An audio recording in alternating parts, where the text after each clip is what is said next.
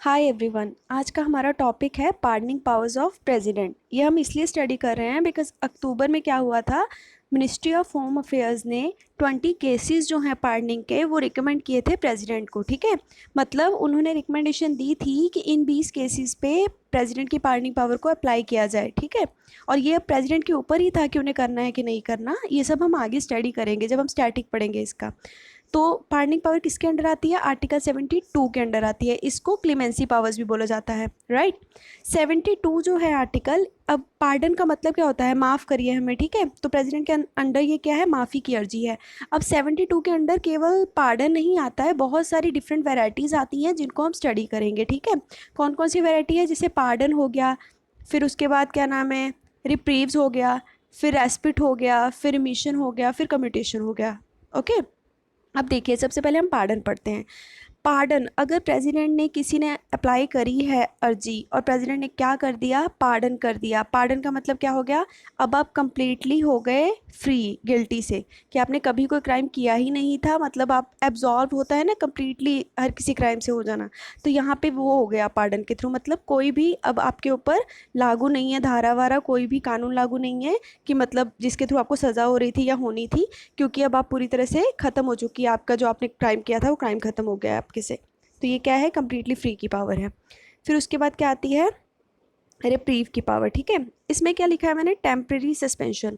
Temporary suspension का मतलब क्या है कि जैसे ये तब होती है जैसे सपोजिंगली मुझे, मैं खुद को ही कंसिडर कर लेती हूँ, जैसे मुझे लाइफ इम्प्रिजनमेंट की सज़ा हो चुकी है। ठीक है, और मेरी सज़ा जो है मुझे ये है कि अभी मुझे नहीं दी जाए। जैसे मैं अभी 6 साल की जेल थी और वो अब हो गई है लाइफ इम्प्रिजनमेंट, और मैं चाहती हूँ कि वो लाइफ इम्प्रिजनमेंट में कन्वर्ट ना हो, तो मैं प्रेसिडेंट के आगे मैंने अपनी एप्लीकेशन डाल दी है। ठीक है, तो प्रेसिडेंट के अंडर जब तक मैंने एप्लीकेशन डाली है तब तक मुझे लाइफ इम्प्रिजनमेंट वाली जो कारागार होगी वहाँ पे नहीं लेके जाया जाएगा। ठीक है, तो वो क्या है? टेम्प्रेरी सस्पेंशन, कि बचने के लिए। जैसे निर्भया में जो क्राइम हो रहा था वो लगातार क्या कर रहे थे? अपीलिंग कर रहे थे, तो फांसी क्या हो रही थी? टल रही थी। तो ये किसके अंडर हो रहा था? रिप्रीव के अंडर हो रहा था। वो क्या कर रहे थे? टेम्प्रेरी सस्पेंशन करवा रहे थे। ठीक है, जो भी उनकी सज़ा थी कि फॉर द टाइमिंग वो रुक जा रही है, फॉर द टाइमिंग वो ख़त्म हो जा रही है, उसके बाद वो अगली डेट पे होगी, राइट। अब देखते हैं अगली क्या है? रेस्पिट। रेस्पिट का मतलब क्या है? Lesser on some grounds. Lesser on some grounds का मतलब जैसे सपोजिंगली एक लेडी है, ऑफेंसिव है किसी क्राइम से, और उसने क्या किया? वो प्रेग्नेंट है। ठीक है, तो उसकी जो सज़ा होगी वो कम हो जाएगी। किस ग्राउंड पे? कि वो प्रेग्नेंट है, तो इसलिए उसको वैसी हार्श सज़ा नहीं दी जाएगी जो एक नॉर्मल लेडी को दी जाएगी किसी क्राइम के लिए। तो उसको क्या बोलते हैं? रेस्पिट, कि किसी कंडीशन के कारण आपकी सज़ा को क्या है? थोड़ा कम कर दिया गया है।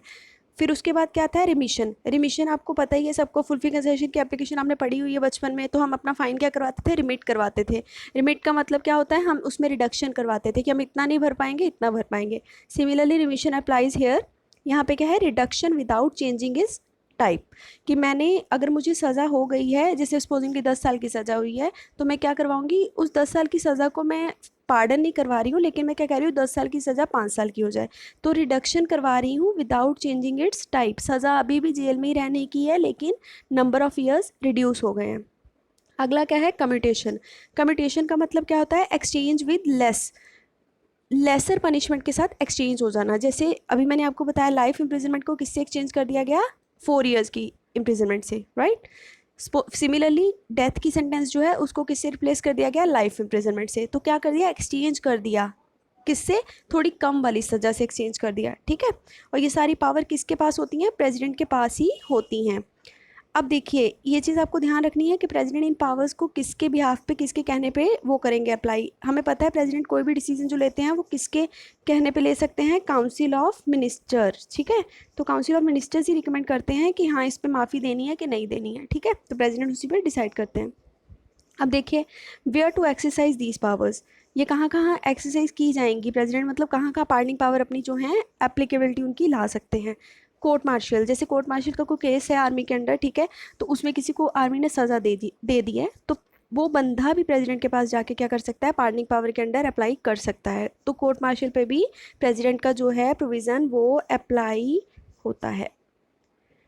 यूनियन कंटेम्प्ट मतलब किसी ने यूनियन के अगेंस्ट कोई ऑफेंस कर दिया है, कोई क्राइम कर दिया है, ठीक है, तो उसकी भी एक्सरसाइज कौन करेगा? पार्डनिंग पावर की उसके अंडर प्रेसिडेंट ही करेंगे। किसी को डेथ सेंटेंस हो गई है, तो डेथ सेंटेंस के अंडर किसी ने अप्लाई करना है कि मेरे को माफ़ किया जाए, ठीक है, जैसे निर्भया वालों ने किया था, वो किसके अंडर होता है, प्रेसिडेंट के अंडर ही जाएंगे वो लोग भी। ये क्यों इंपॉर्टेंट है वेयर टू एक्सरसाइज, क्योंकि ये पावर किससे डिफरेंट है, गवर्नर से डिफरेंट है। 161 अंडर जो है आर्टिकल जो है उसके अंडर गवर्नर के पास भी कुछ पावर है माफ़ी की, ठीक है, पर ये इनसे डिफरेंट है क्योंकि गवर्नर जो है वो कोर्ट मार्शल के केसेस पे डिसाइड नहीं कर सकते, वो यूनियन के कंटेम्प्ट पे भी डिसाइड नहीं कर सकते, और वो डेथ सेंटेंस पे भी डिसाइड नहीं कर सकते।